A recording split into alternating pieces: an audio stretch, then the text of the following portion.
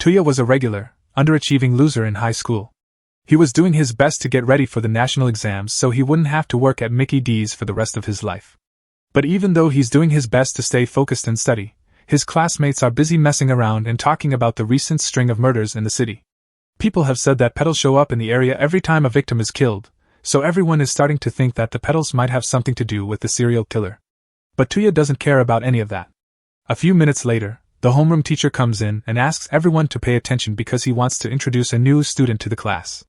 But when he calls the new student in, she ignores the teacher and the rest of the class and walks right up to Tuya to introduce herself as Hato. Tuya doesn't know why this random girl is paying so much attention to him, but he knows better than to get involved with crazy main character stuff.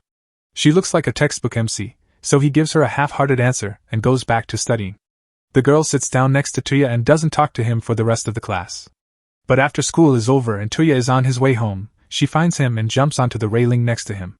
Then she does a backflip that is even more pointless than what Leon Kennedy does, and Tuya is understandably confused because he still doesn't know why this random transfer student is so interested in him. But before he can even finish that thought, Hato grabs his face and looks straight into his eyes. Tuya gets scared and pulls away from her, saying he has to go to cram school now before walking away. Hato talks to someone named Newman on her phone as she leaves and says that Newman was right about the look in Tuya's eyes. That one sentence means that Tuya is now officially a part of the story, so he can't do anything about it now. While this is going on, a crazy man in a dark alley in the city is attacking a woman with a butcher's knife and saying he's going to make a good meal out of her. And this alleyway is right around the corner from the cram school that Tuya goes to, so things aren't looking good for him already. Tuya is sitting on a bench outside his cram school right now, looking at his transcripts from his most recent practice test. To be honest, they're not bad. He has a 70% average, but that's not even close to enough to get him into any Asian school. He throws his transcripts away in anger and sits there wishing he had some kind of talent, anything at all, so he doesn't have to be a useless bum for the rest of his life. He really wants to have a talent, but he knows that they don't just fall from the sky, so wishing for one won't get him anything. 2 police officers have also been called to the area near the alley to look into reports of a woman screaming. However, they haven't found anything yet. At that moment, they see a man hunched over in the corner and think he must be really drunk, so one of the officers goes up to him to see if he's okay. But the officer is horrified when he realizes that this man is eating the body parts of the woman from earlier. He seems very proud of himself. The officer knows right away that this guy isn't right in the head, so he pulls out his gun and is ready to shoot him if he moves suddenly. Tuya walks home a little while later and passes the same alleyway. The first thing he sees is the heads of the 2 officers, which are now cut off, and the crazy guy is still standing there laughing. And sure enough, Tuya is now officially part of the plot. Hato suddenly appears, and when she sees the look on Tuya's face, she asks him if he's feeling jealous. She says that when most people see someone else's talent, they feel one of 3 things: awe, fear, or envy. She thinks that someone like Tuya, who has been so desperate to get a talent, must be feeling pretty jealous right now. Tuya still can't believe what's going on and how Hato knew he would be here. But just then, the man sees both Tuya and Hato, and it looks like Hato and Fish have been friends for a long time. He says Hato is the reason he was able to wake up his talent, and he is very thankful to her. But to show how twisted his gratitude is, he says he will honor her by making her his next meal. He then lunges at both Hato and Tuya, but even though he is looking right at them, Hato still manages to grab Tuya and hide behind a pillar before Fish's knife even hits the ground. That little move was apparently all Newman's fault, but Newman tells Hato to take care of it right away. So Hato gives her phone to Tuya and asks him what he would do if he could get the skills of his past lives right away. For someone like Tuya, that sounds like a dream come true, but there's a catch. This blade is the item, and to get the talent, you have to act like a sad emo teen, which isn't exactly ideal. When Fish finally finds them, Hato suddenly cuts her own neck, which brings out her past life talent as a kunoichi. Tuya sees flower petals falling off of her as she does this, but before he can ask about it, Fish attacks her, so Hato has to use her swords to protect herself. Newman talks to Tuya on the phone during the fight and tells him that people who have reincarnated can get back their talents from their past lives. These people are called returners. It's pretty clear that both Fish and Hato can do things that are beyond human, but Tuya still doesn't get what's going on with the petals, so Newman keeps explaining. She says the petals are proof that someone has brought back a skill from their past life. Even the smartest people eventually die, but when they do, they get a new life. Through reincarnation, they can use the skills they had in their old life. But just because someone was good at something in their past life doesn't mean they were a good person. That's how you get people like Fish. People who are good and bad can both awaken their past life talent. However, if you were a talentless bum in your last life, trying to reincarnate will only kill you. That means that if Tuya tries to use that thing, he might die, so Newman asks him if he still wants to wake up a talent. She thinks Tuya will be scared and say no, but she was very wrong about how crazy he can be. Hato is still fighting Fish, and Fish says he's disappointed because her skills haven't lived up to the hype for someone who is supposed to be as good as a legendary swordsman. Hato gets angry at what was said, so she decides to use one of her best moves, the 8-hued corpse slash. At first, it seems like Fish is ready for it because he blocks one of Hato's slashes. But he forgets about the other 7, and a moment later, he is cut to pieces. All that is left of him are his petals, which blow away in the wind. Hato goes back to get her sword after she sees that Fish is down, but then she sees that Tuya is gone. She asks Newman where he went, and Newman tells her that he took one of the reincarnation blades and ran away. Hato is relieved because she was worried that Tuya wouldn't have the guts to do it. This is exactly what she wanted to happen. In Tuya's room, we see him covered in blood after cutting his own neck. He has a vague dream about a strange man with white hair as he passes out.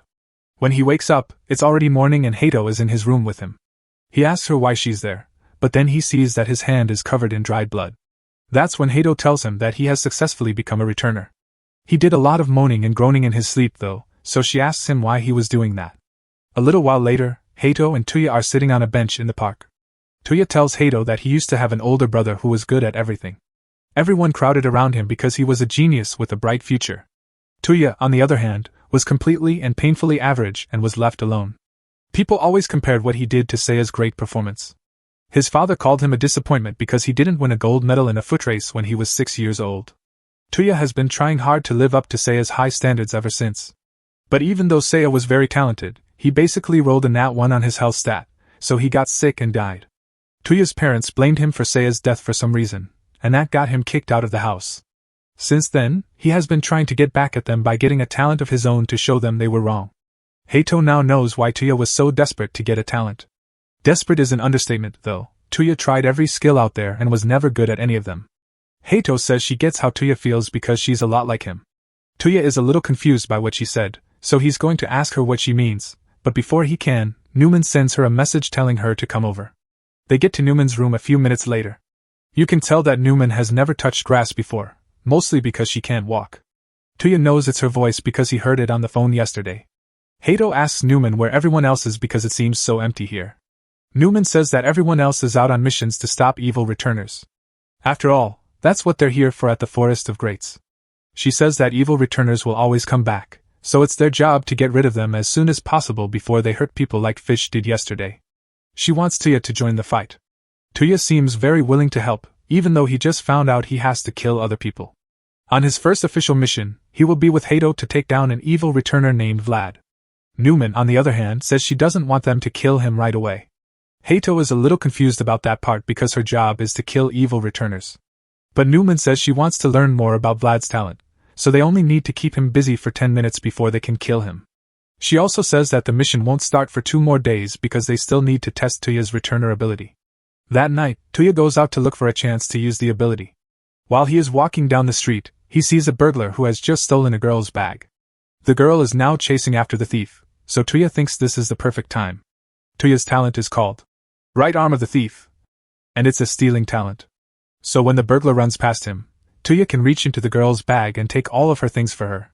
The thief then runs away, not even realizing that the bag is now empty. When the girl gets to Tuya, she starts yelling at him for not stopping the thief when he had the chance. But Tuya tells her not to worry because he got all of her stuff out of the bag. At first, the girl is grateful for his help, but then she remembers that the bag that was stolen was a Birkin bag, which is worth a lot more than her stuff, so she keeps chasing after the thief. Tuya's ability only works within 70 centimeters, which is a big problem because it doesn't seem to have any combat skills. But if he can somehow get close enough to use it, he can break the laws of physics to steal anything he can get his hands on, no matter what. Also, it's not just things that it works on. In that short amount of time, Tuya can also take the blood out of the thief's veins, which is why he is now lying on the floor. It looks like this power is evil, but as long as Tuya doesn't use it for bad things, everything will be fine. That being said, that guy wasn't a returner, he was just a regular thief. A death sentence for stealing a purse seems a bit harsh.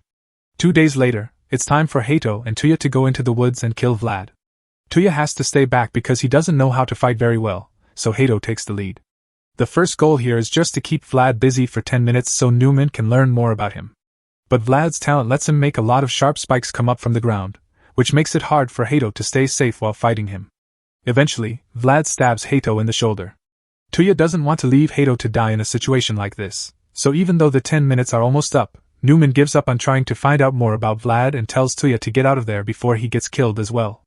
Vlad is about to kill Hato when an arm suddenly reaches through his chest. This surprises him because there should be a stone wall behind him.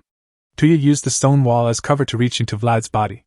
Vlad thinks he was trying to steal his heart, but since he's still getting used to his power, he misses and steals nothing. Vlad makes fun of Tuya for missing such an obvious chance to win. Now that Vlad knows what Tuya can do, there's no way he can lose to him, so Tuya and Hato are pretty much doomed. But at that moment, a dark aura fills the air, and a loud voice tells Vlad to leave right away. Vlad tries to tell his boss that he was about to kill these kids, but his boss makes it very clear that Vlad needs to leave right away. So, with great reluctance, he runs away, leaving Hato and Tuya alive. Tuya is standing alone by a bridge later on when Vlad suddenly corners him. Vlad tells Tuya to give back what he stole from him that day. At first, Tuya tries to act like he doesn't know what Vlad is talking about, but Vlad says he knows Tuya must have stolen his talent. Tuya's goal when he attacked Vlad was to get his talent back. The fact that Vlad came here alone to try to get it back means that he didn't tell anyone about it, which is great for Tuya because he wants to keep his ability to steal talents a secret. To make sure it stays a secret, he uses his stolen ability to stab Vlad with his own spikes.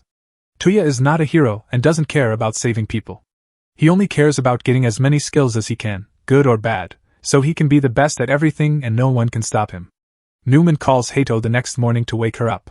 She's a little confused because it looks like Tuya studied all night, and she didn't think he was the type of person to keep working hard even after he had already discovered a talent. Tuya doesn't respond to Newman's question and instead asks her what she has planned for the day. Newman tells him that she is going to hunt down an evil reincarnator, but before that, she wants him to stop by one more place.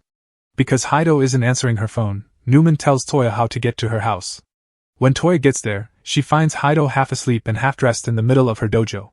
Newman starts yelling at Hato for being lazy, but Hato says she only slept in because she trained her sword skills all night.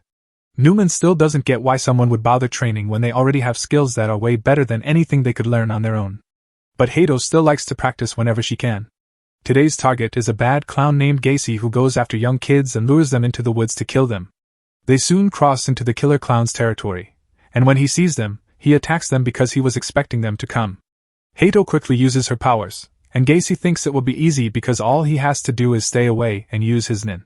But before he can do anything, Hato has already cut his body in half, so the mission is over. This is technically a success, but Newman is mad that Hato killed the clown so easily. This was supposed to be a chance for Tuya to get some combat experience. She says she's sorry for jumping in so quickly, but she thought the clown was an easy target and couldn't help herself. But it seems that Hato and Tuya weren't the only ones after the clown.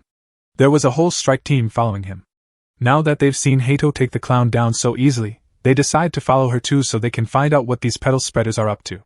That night, Hato is looking for another evil reincarnator when a bunch of apples fall in front of Gain.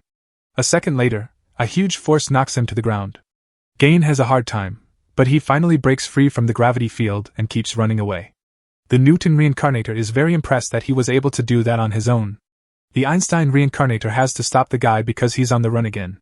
She uses quantum mechanics to teleport right next to Gain and then teleport his arm off his body. Newton thanks Einstein for a job well done when she gets back, but he asks why she didn't just teleport the guy's head off to finish it quickly.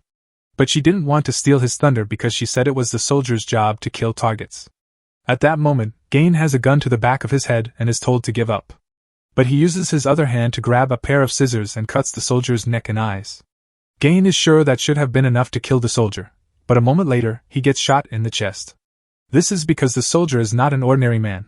He is the undead soldier reincarnator, so he cannot die. Not only that, but they also have Dr. Dreesh, the replicator, who has his clones all around the alleyway, so Gain can't get away. A few moments later, Gain is killed. When the mission is over, they all go back to base, where Newman tells them they did a great job. They give Nightingale the branch they got from Gain, and then she asks if any of them got hurt in battle since she is the angel of healing. Funisaka needs some time to heal because he is still missing some body parts. Nightingale hugs him and starts licking his cheek to help him heal. She also whispers in his ear that she wishes he would take better care of his body because she hates seeing him hurt. Funasaka seems to be having a great time with her, so the others leave them alone. Tuya was busy untangling Newman's wires while the others were on their mission. Hato is surprised that Tuya is willing to do chores like this even though he finally has the talent he was so desperate for. But Tuya says he just enjoys doing little tasks like this, and Newman is thankful for his help because she couldn't find anyone else to help her with it. Newman has told Newton a lot about Tuya, so he's looking forward to meeting him. Normally, they would do a formal introduction, but everyone else is busy with their own things, and Nightingale is still kissing Funasaka, so they have to wait for the introductions. Tuya and Hato are walking home together later that night when Tuya sees that the lights in his flat are on. This is strange because he lives alone, so he and Hato go up to see what's going on. Tuya finds Itsuki, an old friend, sitting in his room after they get inside. Itsuki talks about how Tuya looks the same as he did when they last saw each other, which was a long time ago. Since Itsuki is one of Tuya's friends, Hato decides to introduce herself. Tuya says that Itsuki is actually very good at martial arts, even though he doesn't look like it. He was even called a child prodigy along with Tuya's brother, and now he is the head of a special forces unit in the military. Tuya doesn't think he's a bad person, but he does think he's really annoying because he always talks about how great he is. Tuya asks Itsuki what he's doing there after he calms down. Itsuki says he was worried about Tuya because he heard he had been skipping school a lot lately. But now that he sees Tuya, he thinks he was worried for no reason because he thinks Tuya has just been busy with his new girlfriend. He really didn't believe that Tuya could get such a beautiful girlfriend. Even though Tuya tries to explain that he's wrong, Itsuki thinks he's just embarrassed, so he tells him that he doesn't need to hide things like this from him since they've known each other for so long. Hato is interested, so she asks how long they've known each other. Itsuki pulls out a picture from a few years ago to show her. The picture was of Itsuki, Tuya, and Seiya. Since they spent so much time together back then, Itsuki now thinks of Tuya as his little brother. Tuya and Seiya were always a cute couple to him because Tuya always tried to catch up to Seiya, and Seiya would often slow down a little so he wouldn't leave Tuya behind. He wonders what Seiya would do if he were here to see that his younger brother got a girlfriend. But now that he thinks about it, Seiya never really paid attention to little things like that because he was always too busy. Tuya probably doesn't know what you're talking about when you say the curse of the talented. He doesn't want to take up any more of Tuya's time with his girlfriend, so he says he's leaving now. But Tuya can't stand that Itsuki still thinks he's talentless, so he stops him and says that he finally has a talent of his own. Tuya then uses his powers, and instead of being shocked, Itsuki looks angry because he already knew about the reincarnators and how they work. He's let down to learn that Tuya is just another loser who relies on power he didn't earn. Hato gets angry and tells Itsuki to take that back while holding him at sword point. She says he would never understand what people like her and Tuya had to go through to get these powers. Itsuki, on the other hand, says that sounds like what a useless loser would say. When Itsuki calls her useless, Hato loses it and tries to slash him, but Itsuki is a skilled martial artist and easily avoids her attack, knocking her feet out from under her and pinning her to the ground. He says she's lucky she's Tuya's girlfriend, because if she weren't, he wouldn't have let her off so easily after what she did. Also, Tuya can't be mad about what happened because Hato just tried to kill Itsuki. Tuya admits that using the reincarnator power was a cheap way to get ahead, but he plans to use it to get his own skills so he can beat Seiya one day. Itsuki hears this and leaves without saying much. There were special forces units lying in wait outside, around the corner. The real reason Itsuki came today was to find out if Tuya was really one of the reincarnators. Even though Tuya had confirmed it, he still told the unit to fall back because he didn't want to hurt his friend. Dr. Yashiki is sad to hear that Itsuki doesn't want to catch those two because he really wanted to get some new samples of the reincarnator petals. But Itsuki tells Yashiki that he already has more than enough samples, so no one is allowed to fight here. In the meantime, Hato is sulking in the corner of Tuya's room because she lost her cool and got completely manhandled, even with her talent activated. Tuya finally gets what Hato meant when she said she is a lot like him when he sees how sad she is. She says that before she got her talent, she was just a normal girl who didn't do anything useful. She was so useless that her parents left her at birth. She lived in an orphanage, and kids who live there are pretty mean, so she was bullied all the time, especially because her hair was a different color. Every night she cried herself to sleep, but the staff didn't care enough to do anything, so they all acted like they didn't see her. But one day, a nice man took her in and promised to teach her at his dojo. Hato was glad to finally have a place to call home, but the family had been following the same rules and traditions for a long time. A lot of people didn't want the master to take her in, but he didn't care what they thought and took Hato in anyway. He gave her all the love and attention she could ever want, and Hato wanted to repay him by working hard to master the sword. But no matter how much she trained, she could never get better because she wasn't good at it. She really wanted to get better at something so she could make her father proud. That's when she heard a rumor that a branch of reincarnation could help her do that. She looked everywhere until she finally found one and learned Musashi's sword skills. But she got so excited to show her dad how good she was that she almost killed him. He lived, but he was left crippled and unable to hold a sword again. The dojo was closed, and the family kicked her out for what she had done.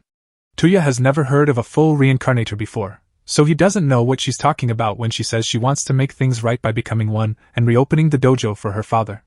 Itsuki and Yashiki are on their way back to base, and Itsuki really wishes he could have skipped that reunion because he didn't mean to say all that stuff back there. But he is really sad that Tuya turned out this way. And to make matters worse, this is exactly what the prophecy they got said would happen, so things will only get worse from here. Tuya asks what a full reincarnator is when they get back to his house. Newman joins in to say that everyone at the Tree of Greats is a full reincarnator, except for Tuya and Hato.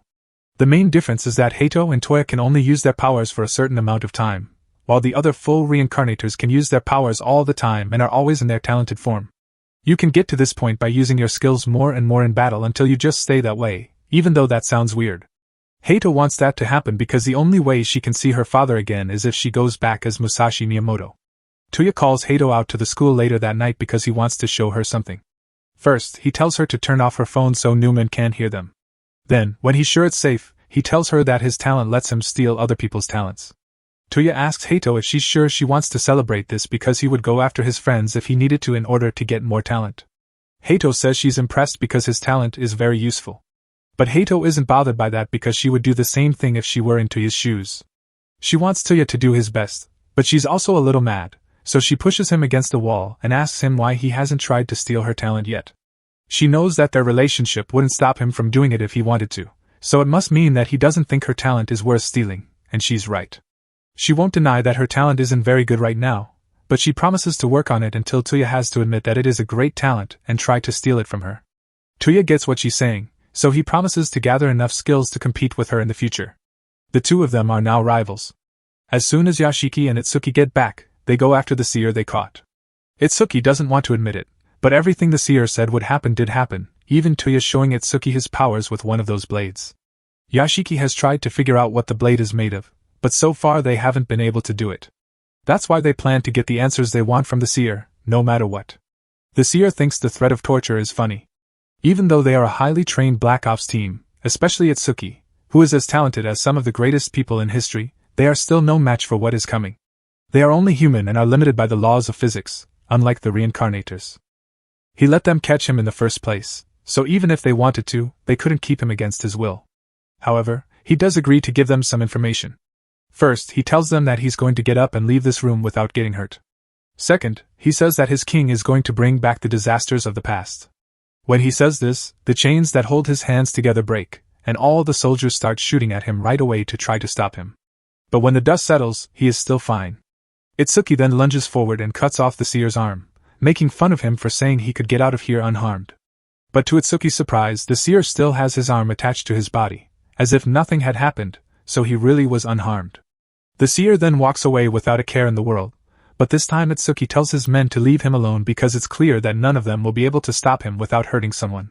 The seer says that was a smart move because it saved the lives of his men, but before he leaves, Itsuki asks him to answer one question. He wants to know if the seer was talking about the head of a Returner alliance when he talked about a king. But the seer says it's not like that at all. Some Returners have banded together, like the Tree of Greats group, but he is just a humble servant of the King of Returners. Back at the Tree of Greats, Newton is telling everyone about how a second Returner almost attacked him while he was doing an extermination. Newman asks if he can tell her more about the Returner's power or what it could do, but Newton isn't sure how to do that. He says it was like a black fog, and when Hato and Tuya hear this, they know it has to be the same guy who messed up their fight with Vlad. Newman and Einstein seem especially upset when they find out who it is. A few moments later, just as Newton is about to ask what's wrong, the man himself shows up on all the base's screens. He greets everyone there with a smile and says how great it is that they have made some new friends, but he is going to have to break up the party. This is their motto. Those with talent must use it for the good of the world. Anyone who doesn't agree with this rule must be killed. But the king thinks that's a dumb rule because talent should be free and you should be able to use it however you want. That's why he is going to get rid of them so he can move forward with his plan. The king then disappears, leaving Newton very confused because he doesn't know what just happened. He asks Newman who that guy was, But she's too busy to answer because what just happened shows that the king is really behind all the bad things that have been happening lately.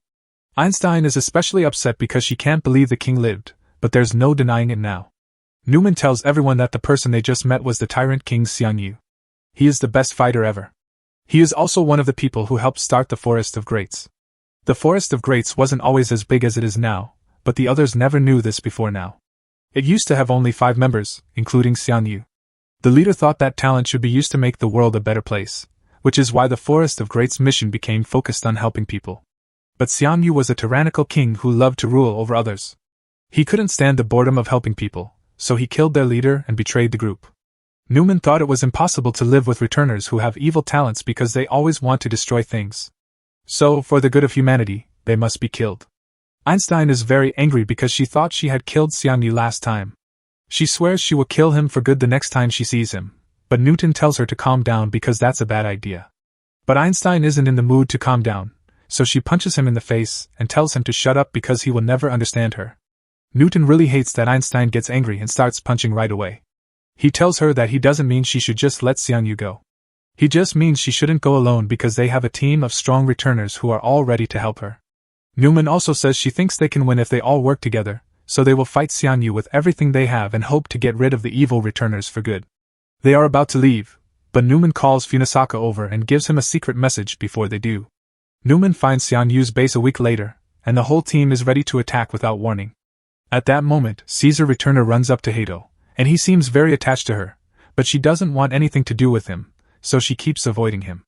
Caesar keeps trying to get her attention, but while he's still trying to pick her up, Hato is suddenly attacked.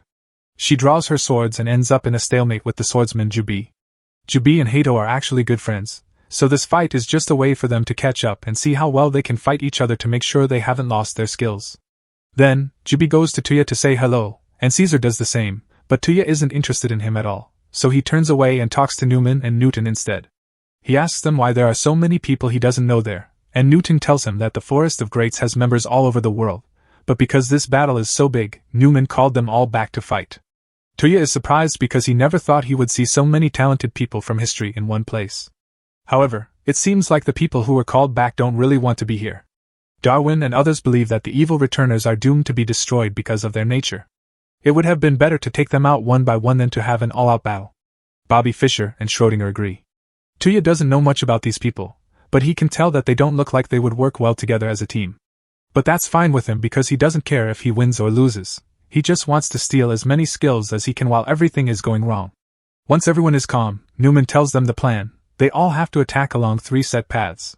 Tuya is trying to figure out which path to take to get the most skills, but then Funasaka says he wants to team up with Tuya and Fabre to go down the Earth path. This messes up Tuya's plan because he can't steal any skills without getting caught if he has teammates nearby. He asks Funasaka why he wants to pair up with someone like him of all people, and Funasaka just says that he has been interested in Tuya lately. Tuya can't think of anything to say to get out of this without looking suspicious. As the mission is about to begin, everyone gathers at the front gate. Newman tells everyone to be careful because they will be up against some of the most powerful villains in history. Hato and Jubi are chosen to lead the charge. As Hato passes Tuya, who is clearly still panicking about being paired with someone, she tells him that by the time he gets to the castle doors, she will be much stronger, and he will have to try to steal from her. Jubi and Hato break down the front gate and rush in.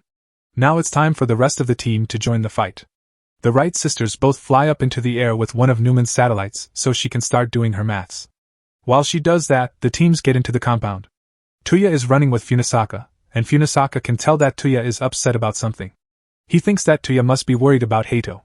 It's only natural to think that those two are a couple since they seem to be very close. Tuya is a little surprised by what Funasaka just said, but he makes it clear that there is nothing special going on between him and Hato. But on that note, he has been wondering if Funasaka and Nightingale are doing something together, because things get really weird when they are together. But before Funasaka can even answer, Tuya knows he made a big mistake and quickly takes back what he said. So far, he has been very careful not to get involved in the personal lives of any of the Forest of Greats members because he doesn't want to get too close to them and then hesitate when the time comes to steal their talent. But he almost messed up just now. A huge hand reaches out of the woods and tries to grab Tuya a moment later, but Funasaka pulls him to safety just in time. But even though they are safe for now, they will still have to fight that group, and the Strangler looks like he will be hard to deal with. Newman isn't too worried about the other returners because they seem to be having the same problems. She knows they can all handle it. Schrödinger is up against the Wild Bill returner, a sharpshooter from the Wild West. He can easily shoot Schrödinger in the head to kill him. But a moment later, Schrödinger is right behind him, and Bill doesn't know what's going on because he knows he shot Schrödinger a moment ago. Schrödinger also confirms it, but because of his powers, he was able to move to another universe where he wasn't shot in the head, so he did. He can change the odds of any outcome because of his power. For instance, even though he's not very good at aiming with a gun, he can choose a reality where he gets a perfect headshot by chance, and in that reality, he can never miss. Darwin, on the other hand, is up against the Red Ripper, a returner whose claws can cut through anything. But the Ripper isn't the only one with claws. Darwin can change any trait or feature he needs to win a fight, so it won't be hard for him to beat the Ripper. Bobby Fischer and the others are also not having a hard time, but Hato is getting angry because Jubi keeps taking all the strong opponents before she can fight them. Tuya and Funasaka, on the other hand, aren't having as much fun as the others because the Strangler is too strong for them to beat on their own. At that moment, Funasaka tells Tuya to keep going and leave him behind. This surprises Tuya a lot, but Funasaka says that the only thing that matters is that they win the battle overall. He then pulls out his gun and starts shooting at the henchman. After that, he throws a grenade at the Strangler. The grenade doesn't do much, though, because the Strangler takes the blast and goes straight for Funasaka. Tuya jumps in at the last second to save him, and he's about to use his power, but the Strangler dies right then and there. Tuya doesn't get what just happened, so Funasaka tells him that Fabre, the returner with the ability to hide, did it. He was able to block all perception of his movements, which let him give the Strangler a deadly dose of poison to kill him. The second Tuya hears that, he starts to think about how great it would be to steal that talent for himself. But he needs to find a way to catch the talent holder off guard. At the same time, Funasaka calls Newman and asks if she's sure she wants him to keep an eye on Tuya. So far, Tuya seems pretty trustworthy to him, but Newman has been suspicious of him for a while now because he seems too interested in other people's talents, and has been turning off his phone a lot to hide from her surveillance. She thinks he might be working for Xiangyu. In the clock tower, a sniper who works for Xiangyu is getting ready to kill the Wright brothers and bring down Newman's satellite. But Newman had already thought ahead and sent her own sniper to a different location to kill Xiangyu's sniper. But she didn't know that Xiangyu had already set up a second sniper in a different place. The twins get shot in the head, and Newman watches in horror as two of her friends die in a horrible way. The situation is only getting worse because Xiangyu still has his 5 generals waiting to destroy the Forest of Greats. On the other hand, Funasaka realizes that he has just lost touch with Newman and that 2 attackers are trying to take him down while he is distracted. Tuya, on the other hand, steps in and uses Vlad's power to stop them. Funasaka, on the other hand, knows that this power belongs to one of the evil returners, which makes him think that Tuya is a spy. Tuya gets scared and tells Funasaka that he isn't an enemy working for the evil reincarnators. To his surprise, Funasaka believes him and puts down his gun. Tuya is happy, but he doesn't get why Funasaka would believe him. Funasaka just says that he isn't as analytical as Newman. Tuya may look very suspicious to him right now, and he may have kept a part of his talent hidden, but he also showed his talent while trying to save him, and he doesn't want to ignore that act of kindness, so he is choosing to trust Tuya. That being said, he asks him to explain so that he can get the whole story. Tuya tells Funasaka everything a little while later, and Funasaka seems to get it pretty well. Tuya is gathering talents in order to beat his brother Seiya, and he can see why Tuya would want to keep something like that a secret because Newman would go crazy if she found out. Funasaka then looks at Tuya and tells him that he supports his goal of collecting talents. This surprises Tuya a lot. Funasaka then says that he won't give up his talent to Tuya, but other than that, he doesn't care too much because he likes Tuya. Tuya still doesn't understand why Funasaka is being so nice, but Funasaka tells him they should keep going for now. Funasaka knows that people are contradictory by nature. Even though Tuya may not have known this about himself, he is just as soft-hearted as he is greedy for talent. He didn't mind showing off his skills to save himself, or explain what was going on when asked. Tuya is still a human, and that contradictory nature proves it. He can't be a spy. Tuya stops and asks Funasaka if there was a reason he chose to become a returner. There probably was. Funasaka, on the other hand, says he's sorry and tells him he wouldn't know what that reason was because he doesn't remember being human. Over with Newman, on the other hand. As soon as the Wright brothers died, the others rushed to protect Newman. If she falls, the Forest of Greats will be lost. One person makes a lot of clones and stands in front of Newman to make a human shield, but he is quickly shot down by heavy gunfire. Hi-Ho realizes that there must be another sniper at work here and that she needs to take them out before they get Newman. Tuya and Funasaka finally reach one of the castle gates at the same time, but just as they are about to go through, one of the evil reincarnators blows it up. Tuya is fine because he hid behind some rubble, but Funasaka did get hurt. It doesn't matter though, because he's immortal. The enemy then says that Funasaka took too long to get there, and Funasaka tells Tuya that he can sit this one out because he knows that guy only wants to fight him. After all, he is Rudel the Phoenix. Meanwhile, Haya has finally found the enemy sniper, so she uses her power to pull him into her white-held duel grounds. She is sure that getting rid of this guy will be easy. But when she tries to aim at him, she can't see him anymore. A moment later, the man grabs the barrel of her sniper. He then casually gives her a few tips, saying that her barrel is way too long because it makes her vulnerable in close-quarters fights. But Haya had never worried about that because no sniper would ever want to get into a close-quarters fight on purpose. At that moment, she realizes that this man must be the famous sniper Hathcock. Even though Hathcock could end the fight right then and there, he offers Haya another chance. He says he will move 2,000 more feet away so they can have a real sniper duel. Haya calls out to him before he leaves and asks why he is working with the evil reincarnators when he is a legendary hero.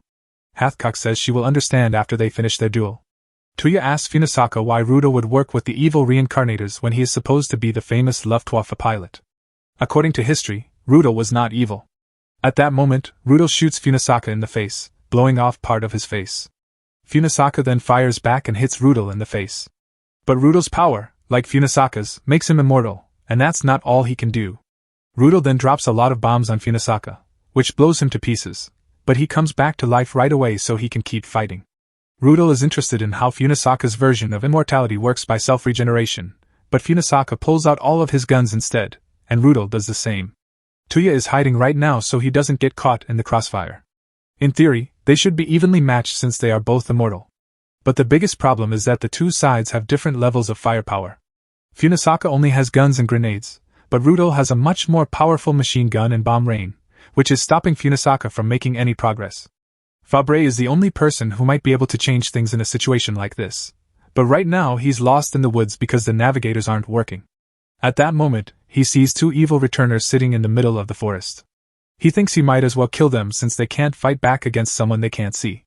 But to his surprise, the big guy runs straight at him, and he doesn't get why this is happening because he should be completely hidden. Hitler is the person in the chair, and he has the mastermind ability, which is why he has already figured out what all the members of the Forest of Greats can do. And as for how he knows where Fabre is, his ability hides all sounds and smells coming from Fabre's body.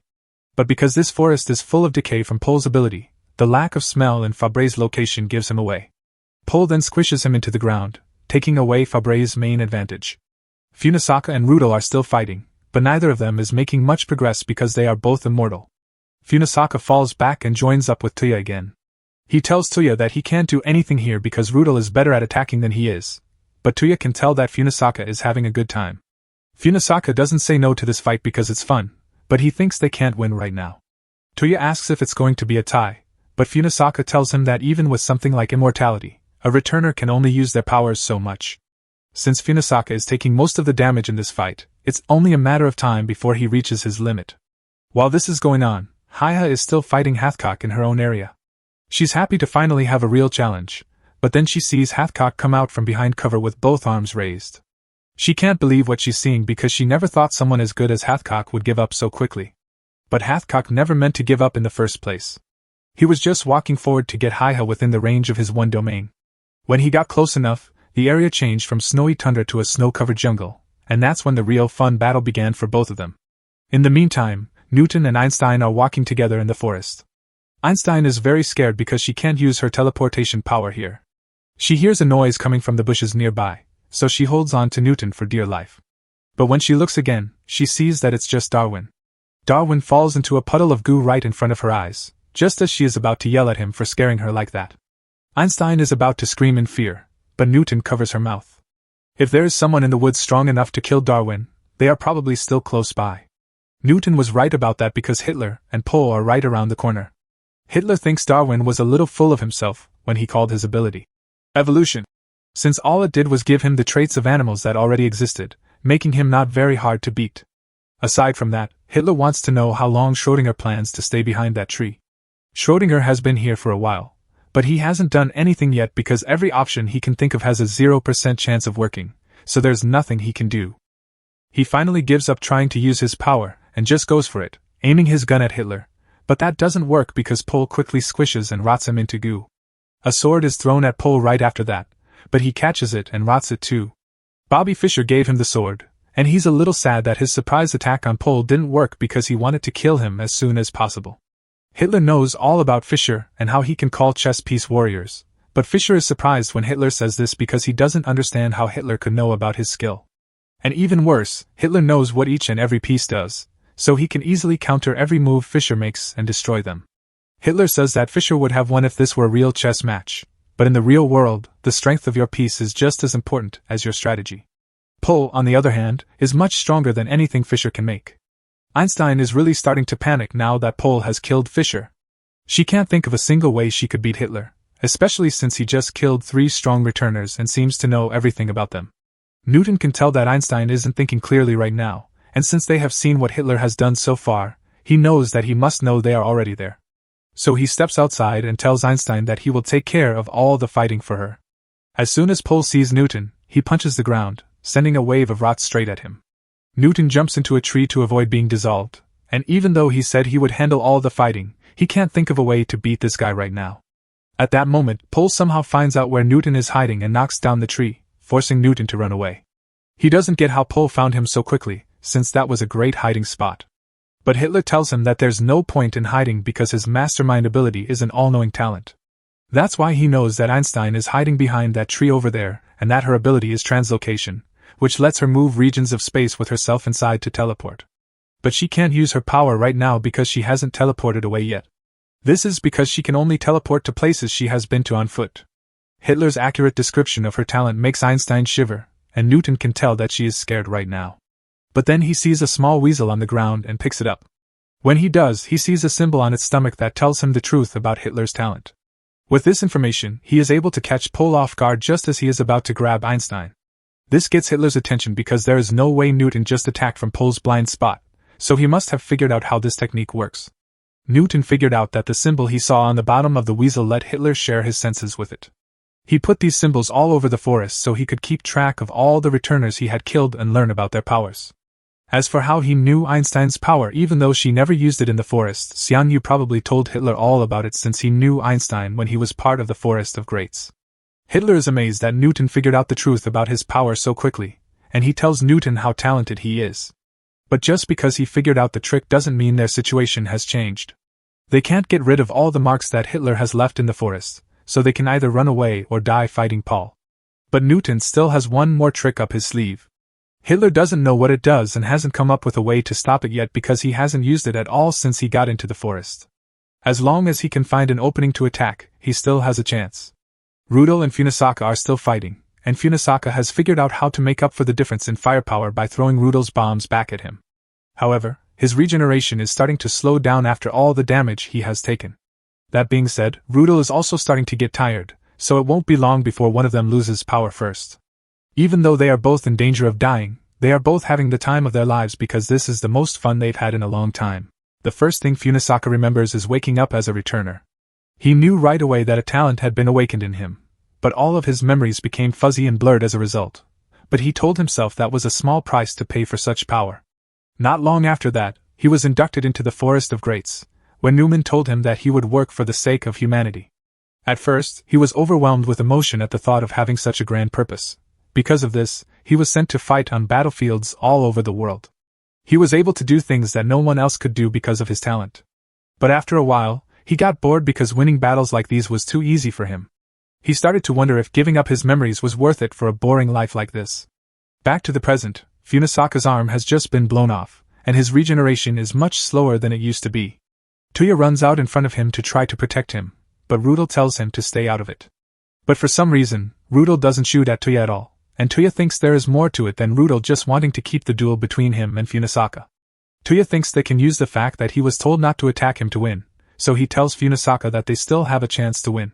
Funisaka is still a little confused and doesn't get what Tuya is saying, but Tuya tells him that it means he doesn't have to fight to the death anymore. He is sure that Funisaka still has something to live for, so he tells him not to give up on living.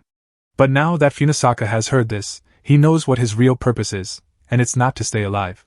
He stands up and thanks Tuya for his concern, but he tells him that he doesn't need to help him anymore.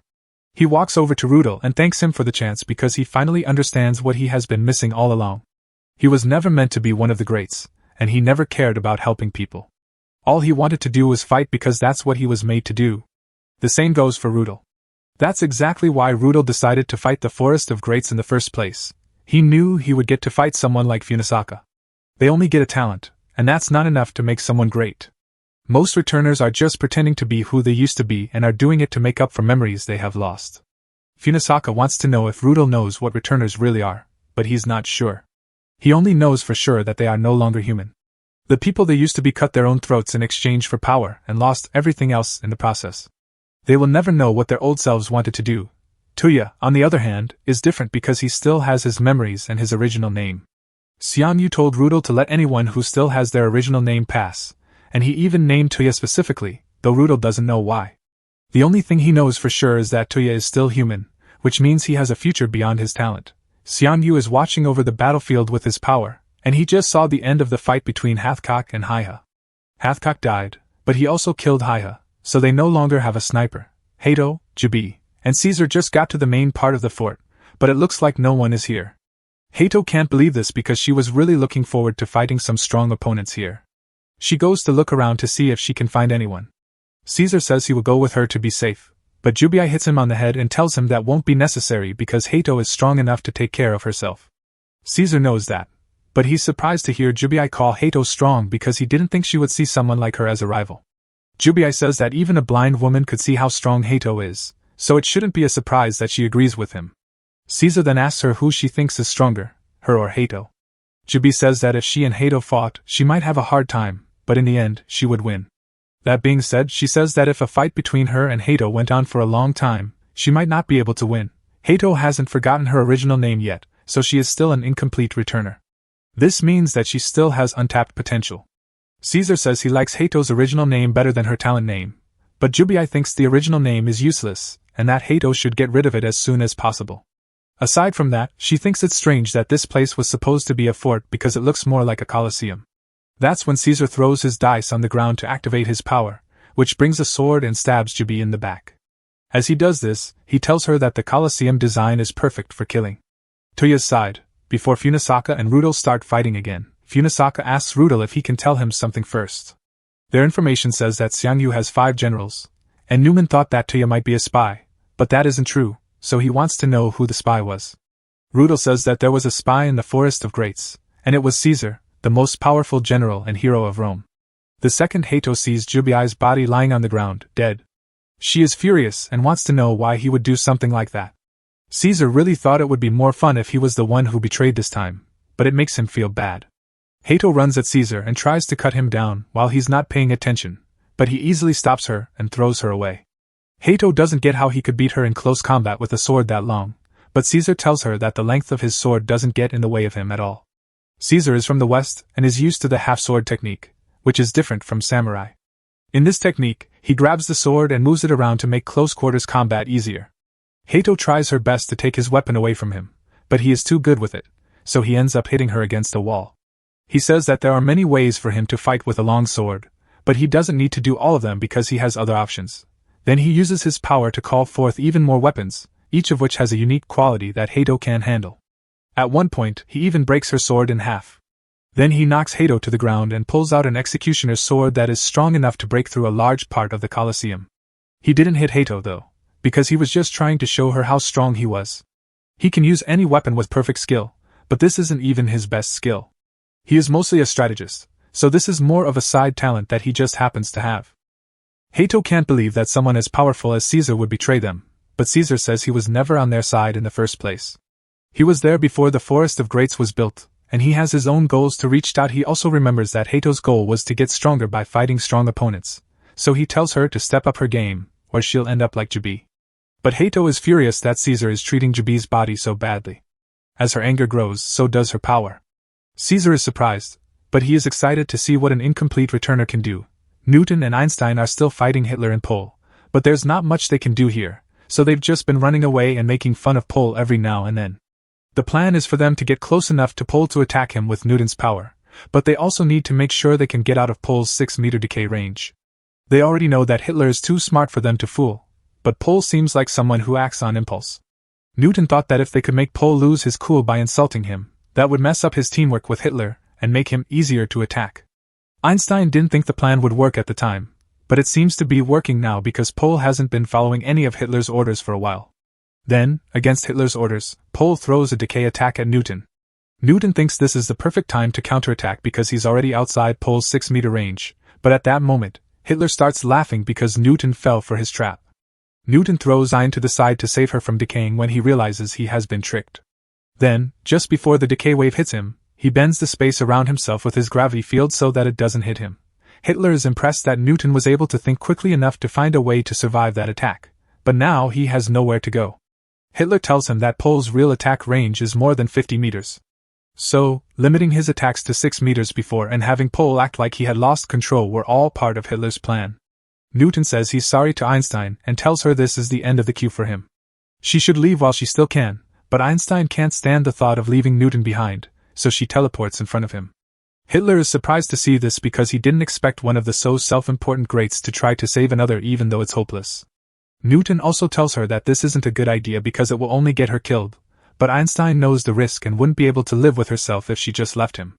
Pol grabs Ein by the shoulder at that moment, which is usually when he kills her, but this time he just throws Einstein at Newton.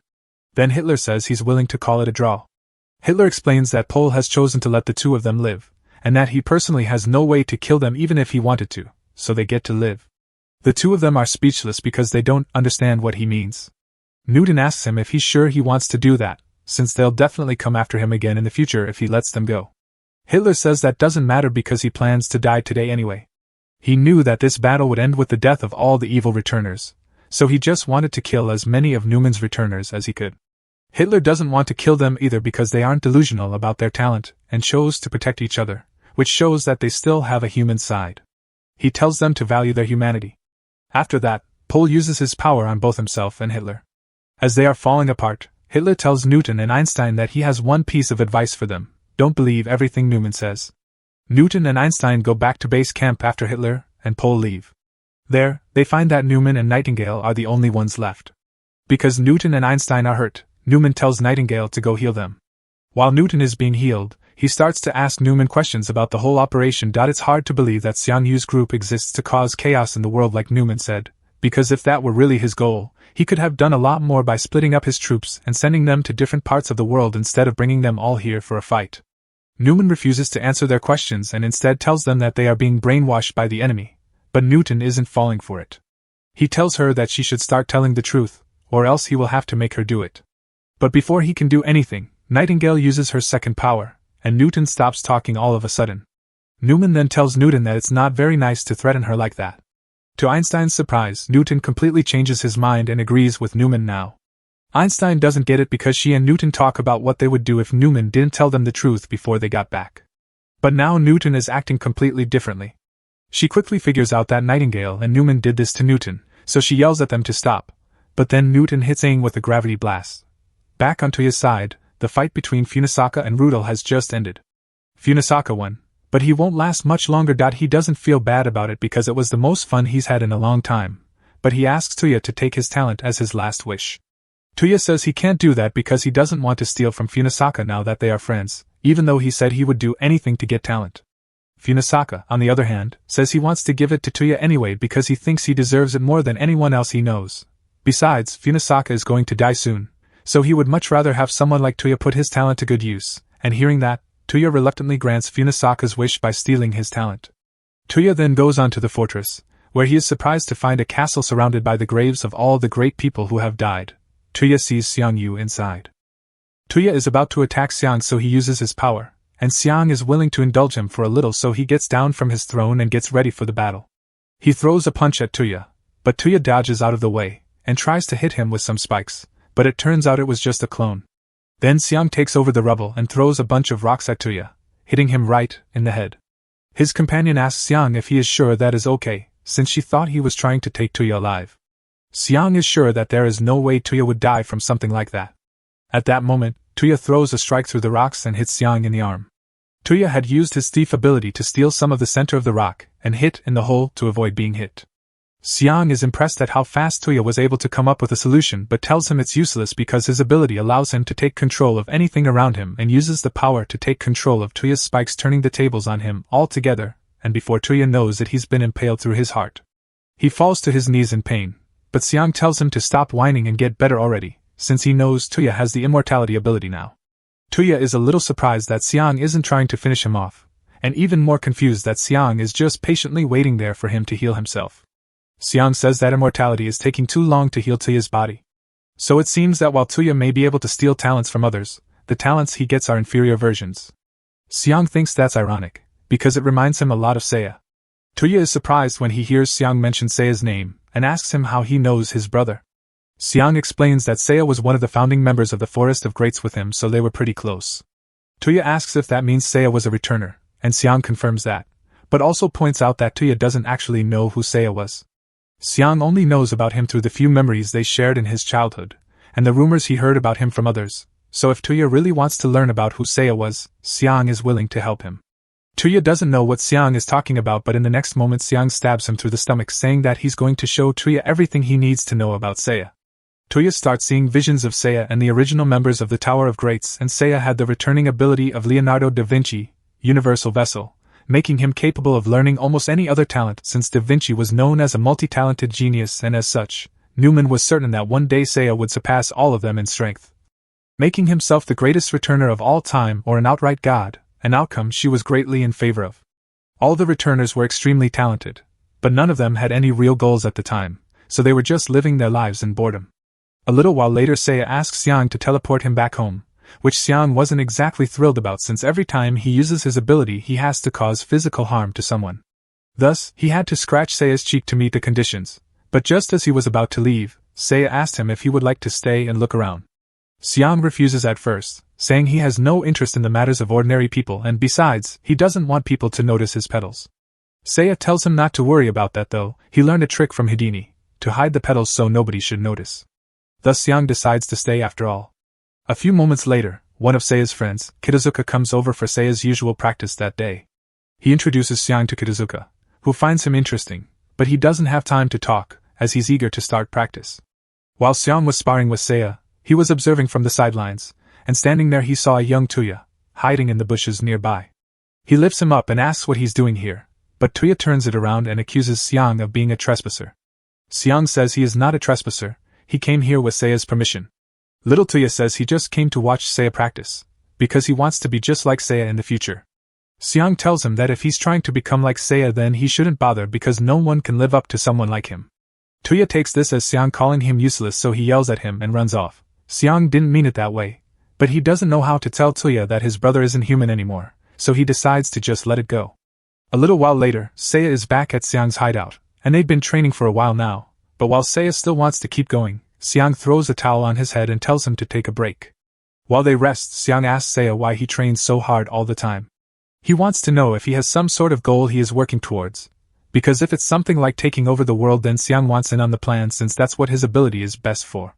Seiya laughs out loud and Xiang shouts at him for not being respectful, but Seiya says he was caught off guard because he wasn't expecting him to say something like that. Xiang wants to know what motivates Seiya, so he says he has a little brother who idolizes him and Seiya has been feeling guilty about it because all the talent he has looked up to was pretty much given to him by the Petals without him having to do anything. And that's why he wants to work as hard as he can to gain new talents so he can try to make the world a better place at least. Then maybe one day he would have the guts to face Tuya and tell Tuya the whole truth.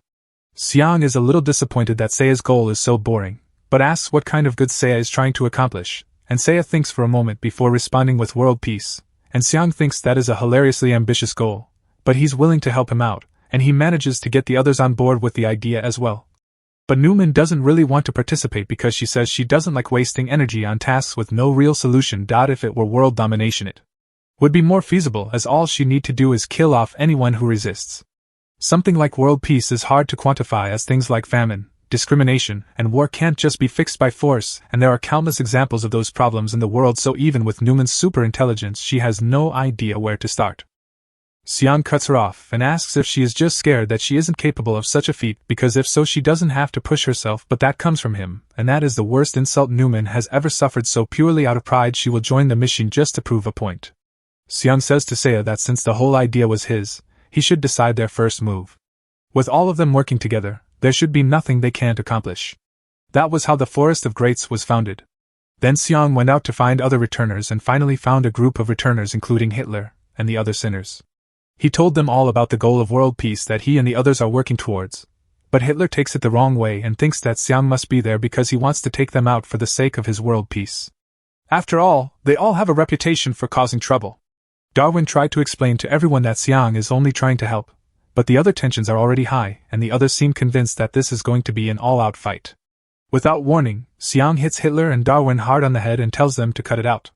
He explains that the Forest of Greats is a symbol for returners who want to do great things, so it doesn't matter who they are or what their talent is, he is willing to accept them no matter what. Hitler is surprised to hear him say that, but he reminds Xiang that some returners are greatly influenced by their talents, so they may be led to commit crimes if their talent's history is bad. But Xiang was already aware of that, and promises to deal with any rogue returners personally.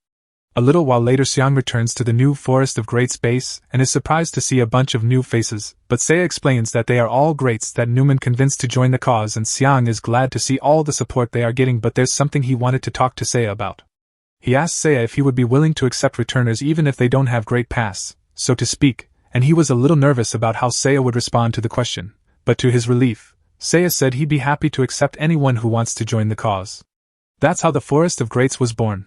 And the only reason it was so successful was because Seiya was there to keep them all together, great and sinner class returners alike. But that all changed one day when Seiya and the others called an emergency meeting, and when Xiang arrived he saw that Seiya didn't look so good. Seiya told him that he had decided what the first goal of the Forest of Greats was, and he said he planned to eradicate all sinner class returners. But Xiang really didn't take that well and flared up in anger because this wasn't part of the deal. The others explained that Tuya had been recently attacked, and from Newman's analysis she deduced it was the work of a sinner. Xiang understands that Seiya would be upset, but Xiang tells him there are plenty of sinner-class returners who are perfectly harmless. But according to Newman's calculations, the possibility of the sinners doing these kinds of things again is very high, and ordinary people have no way to defend themselves, says Seiya. Xiang, if that's really how you feel, then kill me first. Xiang drops to his knees. Xiang, kill me, Seiya. This makes Seiya hesitate when he hears him say that, but that just makes Xiang more angry as it shows Seiya has no real conviction. If he is so sure that all sinner-class returners need to be wiped out, then the fact that they are friends shouldn't matter to him. Xiang tells Seiya that he has plenty of friends who are sinners and he isn't going to just stand by and watch them be killed, so this means war. As he says that, he drives his fist through Seiya's chest. The others look at what Xiang has done with wide eyes, especially Einstein, who immediately tries to take him out, but Xiang manages to avoid a fatal hit, and in that moment he notices that Newman has a sinister smile on her face, almost like she planned this whole thing. The group is about to attack Xiang again to take him out, but Seiya teleports Xiang away before they could. Xiang doesn't get it. Why would Seiya save his life after all he said? And that's when Seiya apologizes, telling Xiang he was right, extermination is a bad idea. Now Xiang understands that Seiya was not in his right mind when he said all that stuff, and it all makes sense because Seiya's whole reason for doing this was to make Tuya proud of him, so seeing Tuya hurt probably clouded his judgment. It would have been nice to know that before things escalated, but it's too late now because Seiya is already dead. Back in the present, Tuya has just seen the full story, and thanks Xiang for showing him, because it puts his mind at ease to know that his brother was a returner and not some unfathomable genius. Xiang is a little surprised that Tuya has nothing else to say after learning the truth, but there's something else he wanted to tell him. He tells Tuya he has to stop Newman. She is up to something, for sure. She might have bought into the world peace plan back then, but that was likely a cover for her true motive, and that's probably why she wanted to get rid of all the sinners in the first place, to remove any potential obstacles for her plan. Then Caesar walks into the hall with Jubi on his shoulders and he asks Xiang to make sure she doesn't die for him because Hato is after him and she's not the same anymore.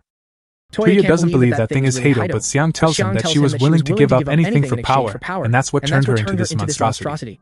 Tuya asks if there's any way to save her, but Xiang is in the lead and says he's going to turn her back into a human whether she wants to or not. Fighting Hato head-on is not going to be easy, but Nose knew that, so he plans to use his trump card, Nose tells Xiang. But it's going to take a little bit of preparation, so he asks Caesar to help him hold Hato off for a little bit. And while doing so, Xiang tells Tuya and Dharma to take a few steps back so they don't get caught in the crossfire. Caesar prepared to clash two swords against Hato, but with her 10 times strike power, she easily shattered his swords after their first clash. Caesar knows he doesn't have a chance in swordsmanship anymore, so he switches to defense and grabs a shield to block her attacks. Hato, however, only raises her multiplier and breaks his shield with a blow 1,000 times more powerful. Now Caesar is really out of options, but when Hato goes to slash him down, for some reason, all her strikes keep missing, and Nos is the one behind it. His ability is not only to predict the future with his prophecy book, but to make small amendments to change the future. He's not a full reality warper, of course, but if it's something like changing the trajectory of Hato's sword to avoid a fatal blow, he can do that. That's fine because Caesar's actually just as strong as Hato, so he's got a pretty good chance to avoid her attacks. Nos, however, is not very athletic, so when Hato goes after him instead, his book turns black as there is literally no way for him to dodge, and shortly afterwards Nos gets slashed in half and meets his end. And without Nos to increase Caesar's chances of survival, he too meets his end as Hato stabs him countless times. But Caesar was able to hold her off long enough for Xiang to get what he needed, so when Hato turns her attention to him, he activates his domain, trapping her in a field of darkness and completely immobilizing her.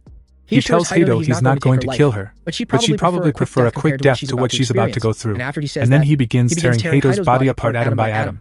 Meanwhile, outside the barrier, Tuya and Darmon see nothing but a black sphere and Tuya has no idea what's going on, so Darmon explains that this is Xiang's trump card, Black Death.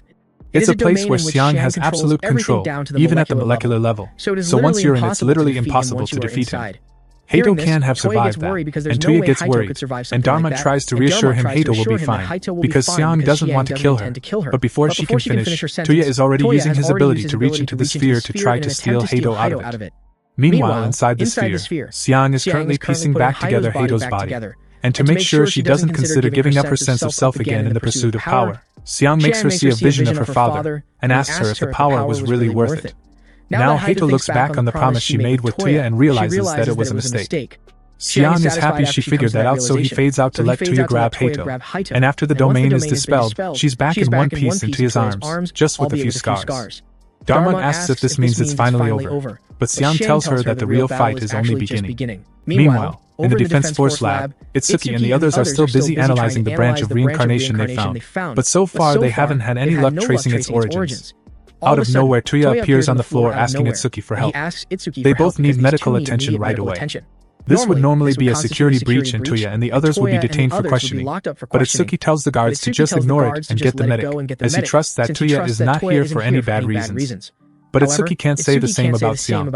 Xiang assures him not to worry, that he is not here to pick a fight, that he just came to ask for help because Itsuki and his team have a really good track record in capturing and eliminating returners. Xiang would like to sit and chat for a bit first, but unfortunately they don't have much time as he says the enemy is on the move. What do you mean by the enemy? Itsuki asks, but before he can explain anything else, all the computers in the building and around the world are hijacked, and a message from Newman begins to play. She speaks to all humans in the world and tells them that she's the leader of the Forest of Greats, and is working towards world peace. But to get what she wants, she's decided that she has to kill off all Sinner-class returners, which means, by extension, that humanity has to die too. After all, anyone could become a Sinner-class returner. So for this reason, she plans to have everyone go through the reincarnation ritual by slitting their throats with a branch of reincarnation, and if they happen to awaken a great class talent, then Newman will gladly welcome them into the Forest of Greats. But on the flip side, if they awaken a Sinner-class talent, they will be executed on the spot, and if they happen to not awaken a talent at all, well, tough luck, buddy. They just slit their throat for nothing.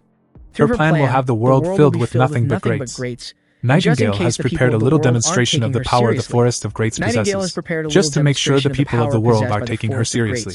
She pulls up a screen and it cuts to Alfred Nobel in the middle of Australia. Once he gets the signal, he activates his talent to create an annihilation bomb. Just like that, Australia is wiped off the map. Simultaneously, Tesla receives the signal to act as well, so he energizes his ability and proceeds to blow a hole right through Mount Everest. But that's not where Newman's demonstration ends. The screen then cuts to Gagarin in low orbit with his satellite, and he launches several kinetic bombardments down at Earth, causing severe damage all across the globe. Newman then speaks to all the humans of the world again and says this is only a fraction of the power they have, as they haven't even busted out Heisenberg yet. But she tells them not to worry, the plan won't start until January 1st next year, so humanity has 3 months to make peace before they become greats or die. After the transmission is over, Xiang goes on to destroy all the computers in the room, and when Itsuki asks him why he did that, he explains that Newman was spying on them through the screens. Her true ability is Cyber Mastermind, which gives her the ability to fully utilize any and all computers however she desires. Tuya is surprised to learn that he thought Newman's ability was just some sort of computational prediction, but Xiang tells him that it is possible for a returner to have more than one ability at their disposal. Itsuki asks why is Xiang so cool when he is one of the sinners Newman wants to get rid of. Xiang says he won't stick around much longer because his body isn't going to last much longer. He's pretty sure that Newman only decided to make her move now because she knew he wouldn't be around to fight her. Back at the Forest of Greats, Newman is talking about how her calculations were spot on because Xiang should be croaking any minute now. It was a close call, Newton says, as if Xiang and the other returners he had on his side had tried a last-ditch attack. It would have been impossible to stop them. But she actually took this into account as well, Newman says. All of a sudden, all the big-hitter returners she has on her roster come out of the shadows. Newman says she has them on standby in case Xiang really did try to attack. It makes sense to Newton, but it's also a little confusing because he could have sworn that Noble was in Australia a moment ago on Newman's livestream. But Newman explains that she just had him teleport back. When Newton hears the word teleport, he gets a splitting headache because he remembers that was Einstein's ability. And so he asks Newman what happened to her, and Newman tells Newton he got rid of Einstein with his hands. He was so thorough in fact that all that was left of her was a foot. This sends Newton into hysteria. He can't believe he actually did that to Einstein. Newman notices Newton's reaction and thinks the hypnosis Nightingale did on him is beginning to wear off. So Nightingale starts to walk over to him to redo it. Newton asks what they did to him. Newman tells him that Nightingale actually has a secondary talent, enslavement, and since he is going to rehypnotize him anyway. It's taken from the part of her story where the soldiers that she treated were so grateful to her that they would do anything she asked, which is why now she can enslave anyone she uses her healing powers on. Newton can't believe they would actually use a power like that to make him kill Aim, but Newman says Einstein wouldn't have had to die if she had just accepted the enslavement and joined their side. This causes Newton to ask if Newman was the reason why Seiya was killed too, and Newman doesn't deny it. So Newton tries to rally all of the others to help him stop her. But soon he realizes that they are all under the control of Nightingale because when Newman was here, she ensured that every single injured member of the Forest of Greats was healed by Nightingale at some point in time to prepare for this moment. Newton can't believe Newman actually wants to go through with all this, and he asks her if Seiya's dream of world peace was really just a joke to her. But then as he says that to her, he sees tears streaming down Newman's face, and that's when he realizes what's really going on here. Newman is also under control. Enslavement must work by actively warping the target's thoughts so that they believe that they want to follow the orders given to them. But when someone is forced to do something they are fundamentally against, the subconscious tries to fight back, leading to the target crying without knowing why. All this points to the real brains behind this whole genocidal plot being Nightingale. Meanwhile, back at the Defense Force base, Xiang has also come to the conclusion that Newman is not the real mastermind, and that someone must be controlling her as well as everyone else at the Forest of Greats. That means they are up against a completely unified force. But there is a silver lining to it because that also means they just need to take out the mastermind to stop all this. But Itsuki cuts him off, saying he doesn't care about all the boring details that go into this whole Returner war. He'd started researching the whole Returner thing to begin with because he'd been searching for clues about a specific murder. Xiang can already guess where this is going, so he comes out and tells Itsuki that he was the one that killed Seiya. The moment he confirms that, Itsuki tries to, but Darmont gets in front of him, and Tuya tells Itsuki to wait. He explains that Xiang and Seiya were tricked into fighting each other, so it's not entirely his fault, and Itsuki is still level-headed enough to understand that, so he agrees to let his grudge go for now so they can save the world. But he has no idea how they are going to beat this mastermind. Xiang then speaks up and says that he has a plan for that, because it should be easy for Tuya to win if he steals his ability. When used to its full potential, Omnireceptacle can control the whole world, so it should be a breeze defeating the mastermind. Xiang will finally achieve his goal of surpassing Seiya. Tuya, however, flatly declines the offer. He says that he gave up the idea of outdoing Seiya after he learned the truth about him. It is true that Xiang's power could potentially solve all their problems by putting the world under his control. But even Xiang himself decided against using it to conquer the world, so Tuya is not going to do so either. Xiang asks if he's sure about that, since it is going to be very difficult to win without his ability, and Tuya says he has already made up his mind, so Xiang decides to leave the rest to him. As a final parting gift, he gives them all the research Caesar did on the Forest of Greats and the Petals, and then he and Darmont disappear. Xiang and Darmont soon turn up in the beautiful field where all the Returner graves are kept, and since they are going to die soon, Xiang at least wanted to be able to pick out their final resting place, and Darmont tells him that's an awfully romantic gesture on his part. Then she draws a dagger and stabs herself in the chest. The day Xiang first met Darmont, she'd just woken up next to his creek and he'd come over and asked her what her ability was. She was already thinking about who she should kill. Dharma told her that she could kill anyone she wanted in exchange for her life, but Xian told her that was a lame way to use her power. Dharma asked him what she should do instead then, since that's the only use her power has, but Xian tells her that her power has a special use. People are by nature condemned to die alone. It is very special that her power allows her to tie her death to someone else's. So he told her that when the time comes, she should find someone special to spend her life with, so she can share her last moments with them. And Dharma was truly inspired by Xian's words, so she stayed by his side from that day on. And now that Xian's death is coming, she decides to use her power on him so they can both die together. Both melt into petals, and they kiss, promising to find each other if they are ever reincarnated. A little while later, Hato is taken to the infirmary for treatment, and Tuya has been waiting by her side the whole time. After a while, Itsuki comes over to check on him, and although Hato is the one in critical condition, Tuya is the one who looks terrible right now because of all the stress he has been under. Tuya asks Itsuki if Jubi is okay, and he tells him that she's in the ICU right now because her injuries were pretty severe, but she'll be able to make a full recovery. Tuya is happy to hear that, and he is sure that Itsuki must have quite a few questions for him, and he is right about that because they started analyzing the data that Xiangyu left behind about the Petals of Reincarnation and the returners, so they'd like to go over what they've learned so far with Tuya. They then go to the auditorium so they can start the debrief. But before that, Tuya actually has a question he'd like to ask Itsuki. She's working for the Special Division of the National Defense Force. Or so he's heard. He doesn't know the details. Minami is about to explain it all, but Itsuki interrupts him mid-sentence and tells him not to say too much.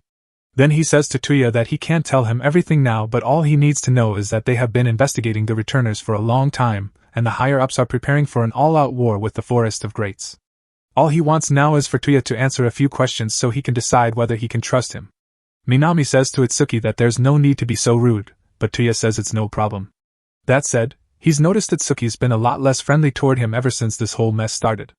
Anyway, time to review what they know. And because there is a real risk of Newman spying on them through their devices, they are limited to using devices with no internet or transmission capabilities. Without internet access, this is a huge blow to their battle planning. But they are going to have to work with what they have.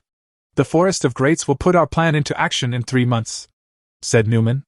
Even though Xiang said we are being controlled against our will, we don't really know who is doing the controlling, so no matter how you look at it, humanity is doomed to perish in 3 months' time unless we can crush the Forest of Greats before that. But it is a worrying thing, their sheer power. In the demonstration they put on, they easily eliminated at least 200 million people. They need to find some way to counter their firepower if they are to have any chance at all. First on the list is Nobel, and Tuya doesn't really have much info on him since this was the first time he'd ever seen him use his ability. However, judging by the life of the real Alfred Nobel, Nobel's power is probably called the Merchant of Death, letting him control and explode bombs at his will, but those bombs seem more like antimatter than normal dynamite, with their destructive powers, and what's even more disturbing is that Nobel was at the center of the blast, and he was not harmed at all. The next one on the list was Tesla, and his ability is a little more straightforward, he just creates incredibly powerful blasts of electricity. But Gagarin is a real problem, because he can carry out precision orbital strikes from outer space, and his range covers the entire globe. So nowhere on the planet is safe from Gagarin. That's just a fraction of their fighting force, so it looks like humanity really is doomed, and Minami starts freaking out. But Itsuki smacks him on the head to calm him down, and reminds him that there's still time to come up with a strategy. Itsuki is about to leave when Tuya calls out to him and asks if he can help in any way. Minami can already think of a few ways to help Tuya, but Itsuki yells that Tuya doesn't need any help from him at all. Tuya and Minami are both confused, as Tuya is certainly one of their greatest assets, but Itsuki insists that Tuya is not welcome to help, as victory would mean nothing to humanity if they had to rely on the aid of a returner to achieve it. He also tells Tuya that from now on he is not to leave his hospital room, and if he makes any suspicious movements he will be branded an enemy, and the explosive wristband Itsuki placed on him will explode. He also warns him that if he tries to remove the wristband it will explode immediately, but this does not stop Tuya at all, so he removes it straight away and it does explode, leaving him with severe injuries. But with the stolen talent of immortality from Funisaka, he heals in seconds.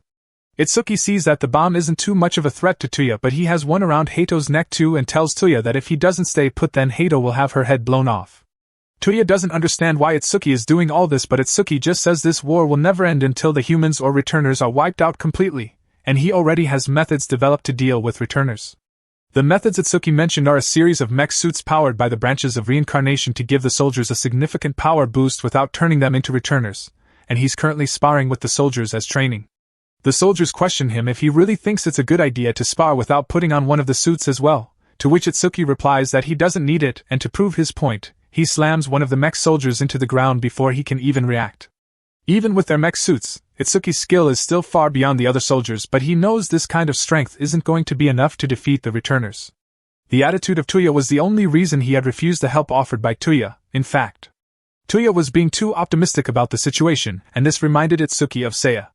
A normal returner will not be enough to stop the Forest of Greats in this war. They need the power of a merciless conqueror, and so he's trying to push Tuya there.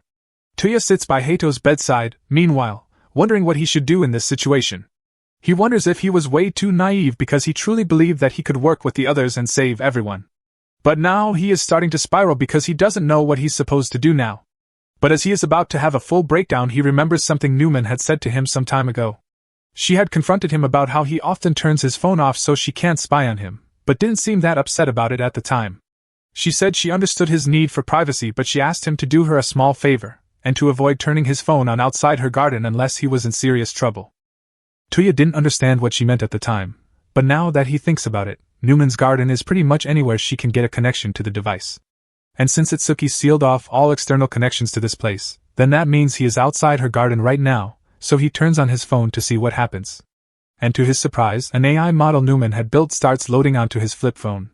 The AI is fully loaded and Newman pops up onto his screen. The first thing she says is that he looks terrible with those dark rings under his eyes, and that sounds a lot like what Newman would say before she was brainwashed. Tuya is happy to have the normal Newman back, but Newman points out that she is not the original, to be precise. Newman too, she says, because she's a duplicate, made with all the same memories and thought patterns as the original so she can function in cases of emergencies. All the members of the Forest of Greats had Newman 2 installed on their phones as a precaution in case of emergencies, and she's surprised Tuya was the first to figure out the activation mechanism. But he says it was just a coincidence. Xiang fried all the external connections to the base, so it was completely cut off from Newman's network, which is what let Tuya trigger the activation in the first place. But whatever. Newman doesn't know what's going on because Hato looks critically injured and they are in a building she doesn't know, so she asks Tuya to tell her what happened. Tuya pauses to go over everything that's happened so far, and after considering the situation, Newman too tells Tuya that this was probably all Nightingale's doing. She probably has total control over the entire Forest of Greats, including the original Newman. As for Tuya, he is completely shocked. He never would have thought that Nightingale had the ability to control the people she healed. Newman too also believes that the original Newman was taken over by Nightingale after she recruited her, since she had cut her own finger to give Nightingale a chance to show her skills, with no reason to suspect Nightingale at the time, but that was a real blunder in hindsight. Newman too, however, there is still hope, because the original has not yet completely fallen under the control of Nightingale. Plus, when she first brought Tuya in, she acted like she didn't know who he was, though there's no way she didn't recognize him as Seiya's brother, and she was the first to stand up for him when the others were giving him a hard time for his talent.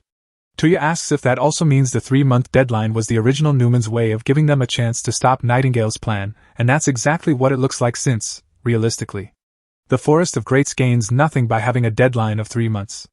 If it were Nightingale making the announcement, she'd probably just order the attack straight away, but she has to pass her orders through Newman, so Newman has the opportunity to intervene even if it's just a little. Tuya is really relieved after hearing this, because it feels so much better to know he's not fighting alone, but Newman too reminds him that things are still pretty bad. The original Newman is still under Nightingale's control, and Newman too's computing power is greatly limited by the fact that she's running off of Tuya's flip phone right now. But she's still a proud genius AI, so Tuya can rest easy knowing she's got his back. While all that was happening, Itsuki gets a report from one of his men that all the world governments are currently mobilizing their forces in an attempt to track down the Forest of Greats, and have already started eliminating people they think are suspicious, and several bounties have been placed on the heads of the returner. But Itsuki knows that the returners aren't the kind of people you can just find so easily. But there isn't much else for them to do at the moment, so Minami says they should start looking as well. Not long after, numerous returners are confirmed to be sighted all across the globe simultaneously, and some of the encounters have already led to battles that did not end well for the humans. One squad is cornered in the woods and decides to make a 3-point defense to cover each other while they wait for backup. But 2 of the men disappear a second later, and the last one left meets a terrifying returner face to face. Back at the base, Newman asks Tuya how Hito is doing, but Tuya doesn't really know how to answer that because there's nothing physically wrong with Hito's body and her breathing is stable, but just won't wake up for some reason. Newman suggests that Tuya try kissing her, to see if that will wake her up. Tuya can't believe that Newman would be joking around at a time like this, but she says she was being dead serious. Scientific evidence had shown that an external stimulus could rouse a patient from coma, especially if it was from a loved one, so she figured it was worth a shot. Tuya, however, isn't willing to do that, as even if it works, how is he going to explain himself when Hato wakes up?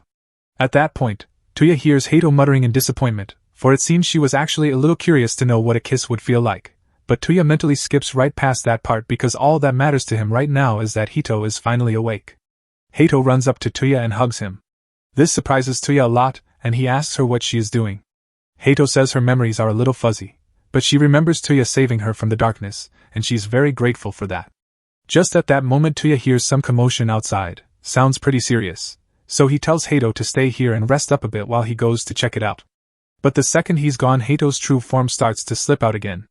Tuya walks down the halls and Newman tells him that his reaction back there was a bit underwhelming since she was expecting a romantic reunion between the two, but Tuya has never really considered Hato as a love interest, so the thought didn't even cross his mind. He eventually finds Itsuki and a group of scientists standing around a soldier, and learns that the soldiers had been sent out to investigate places where returners had previously appeared. This guy is the only one of the original 10 members of the squad to make it back. Tuya doesn't understand how this could be happening, as the Forest of Greats already said they aren't going to make their move for another 3 months. But Newman believes the returners that were encountered weren't actually members of the Forest of Greats. Minami hears Newman talking from Tuya's phone and asks what that is, so Tuya explains everything about Newman's backup program. Newman continues explaining that not all of the returners were part of the Forest of Greats or Xiang's army, and they had been mostly quiet until now, but the declaration of war probably pushed them to act on their own, since they believe this is going to be a world run by returners.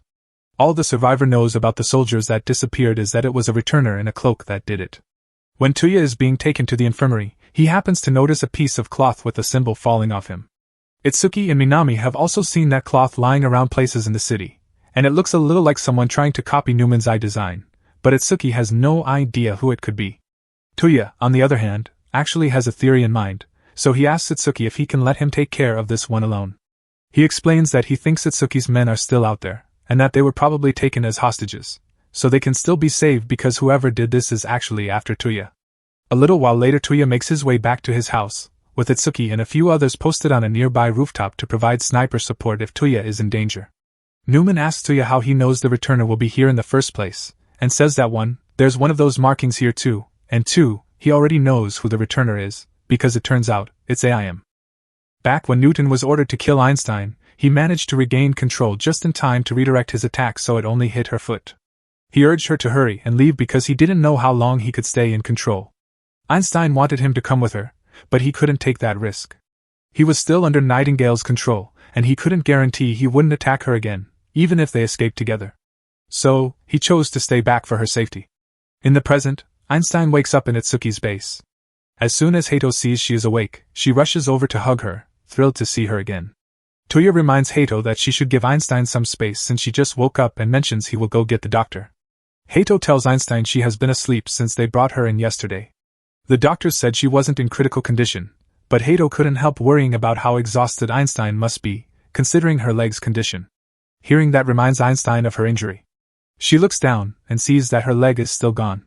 She had somewhat accepted what happened, but it still feels like a bad nightmare.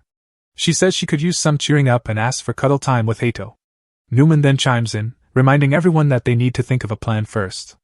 Einstein realizes Newman is right and apologizes for getting distracted. However, she then remembers it's Newman and isn't happy to see her. She grabs her phone and tries to smash it while the others stop her. Eventually, they calm Einstein down enough to explain the whole Newman 2 situation.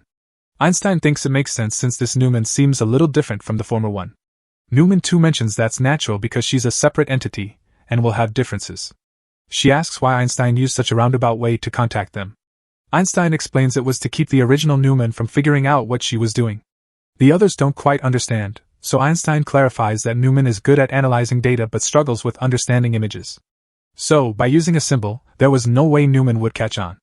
Einstein left those symbols where she thought the unhypnotized people would notice. Tuya was the only one to respond, so she assumes that, besides Jubi, they are the only returners not under Newman's control. Hato insists they need to work together to stop Nightingale no matter what. While Newman likes the motivation, she questions if Hato has a plan to accomplish that. Hato isn't too sure. Newman suggests they first need to choose a leader for the group.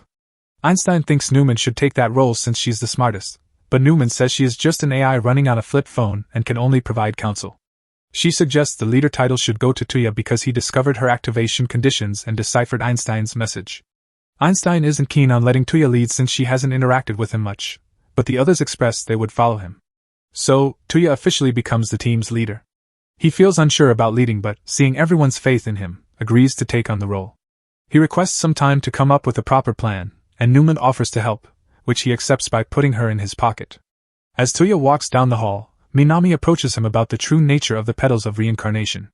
Tuya isn't interested and turns him down. Minami rephrases his statement, explaining they may have found a way to eliminate the forest of greats with all the other returners. That grabs Tuya's attention, and he agrees to go with Minami. When they reach the lab, Minami explains he once smashed some branches of reincarnation.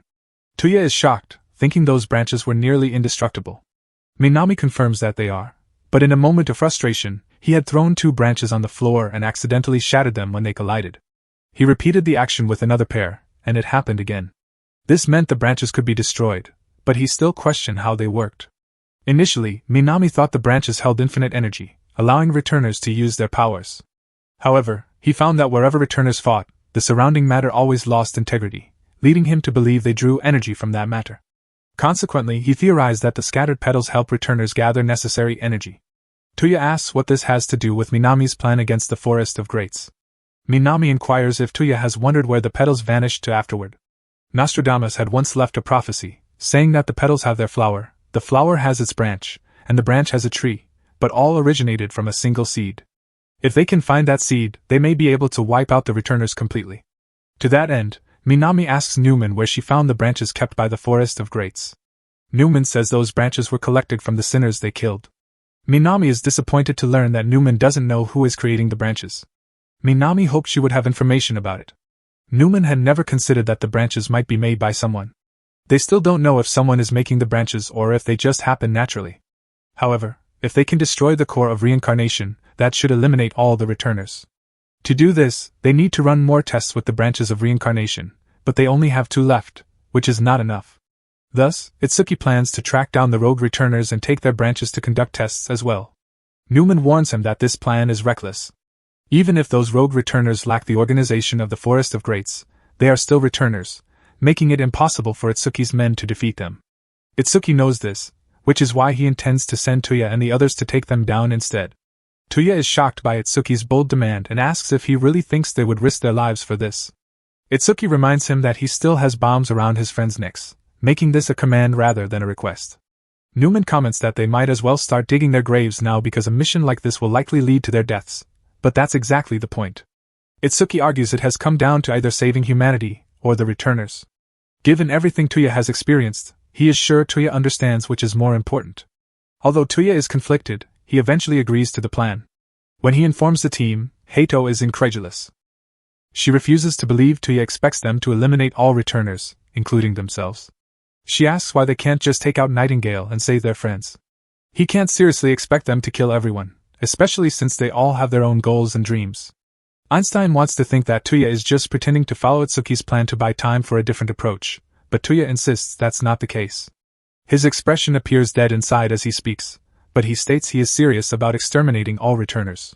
After acquiring talent, he realized ordinary humans didn't choose this life and got dragged into it through no fault of their own. The blame falls solely on the returners. The only way to fix things is to eliminate all the returners, even including themselves. He won't try to justify this morally since it was a difficult decision, but he genuinely believes that talent like this is meaningless. Hearing this from him hurts Hato deeply. She thought Tuya would understand her obsession with talent, but now he stands there asking her to throw it all away. In a fit of rage, she slaps Tuya for breaking his promise to her and activates her powers. Meanwhile, in the training room, Itsuki is letting off steam by hitting practice dummies. Minami notices his foul mood and asks if it's because he feels guilty about what happened with Tuya. Itsuki admits that Minami is right. Minami tells him he should feel bad because pressuring Tuya into getting his hands dirty was wrong. However, with such high stakes, they didn't have much choice. Itsuki wonders if it would be better to give up rather than put Tuya through all this, especially after what he went through as a child. Itsuki then asks Minami how things are going with the Black Ops team. Minami shares that surprisingly, no one objected to working with Tuya and his friends because Tuya saved the people that Einstein kidnapped. If the Black Ops team is on board, the operation should go smoothly. Just then, a major problem arises as the building shakes because Hato just broke a hole in the wall. She tells Tuya she won't give up on her dream of being a swordsman, and will do things her way from now on, then jumps out the window. As she leaves, Einstein grabs Tuya and tells him to go after her. Tuya doubts that would help since Hato has already made her choice. Newman chimes in, agreeing with Tuya's logic, but says this situation isn't about being right or wrong. It's about Tuya's complete disregard for Hato's feelings. She reminds him they aren't strangers anymore, especially him and Hato, so his words hurt her more than he realizes. Tuya understands but doesn't know how to make things right with Hato. Einstein doesn't care. She throws him out and tells him not to return until he figures out how to make amends with Hato. A few moments later, Itsuki and Minami rush in to see what happened. Minami is horrified by the large hole in the wall, and panics that the base has been exposed. Itsuki reassures him that the base is under a cave, so they can't be spotted from there. However, he wants to know what happened, and Newman offers to explain. Before she can, Jubi interrupts and asks Minami if he can track Hato's location. He can indeed. He pulls up a laptop showing that Hato is heading toward the coast. That's all Jubi needs to hear, so she quickly transforms and declares she will help Tuya find her. Meanwhile, in the Forest of Greats, due to the hole in the wall, Newman 1 realizes that Einstein is still alive. She is forced to inform Nightingale, who has some sinister plans. Hato soon arrives at the coast, reflecting on everything that has happened. Suddenly, a man appears behind her. He expresses surprise that she is still incomplete at this point in the game. Hato has no idea what he means and has never met him before. The man claims her reaction is normal since everyone who meets him forgets him. Not wanting to take any chances, Hato attacks him as he approaches, but he brushes it off with no visible damage except that his face is crumbling. He appears unfazed and introduces himself as Alan Smithy, telling Hato he wants to have a little chat.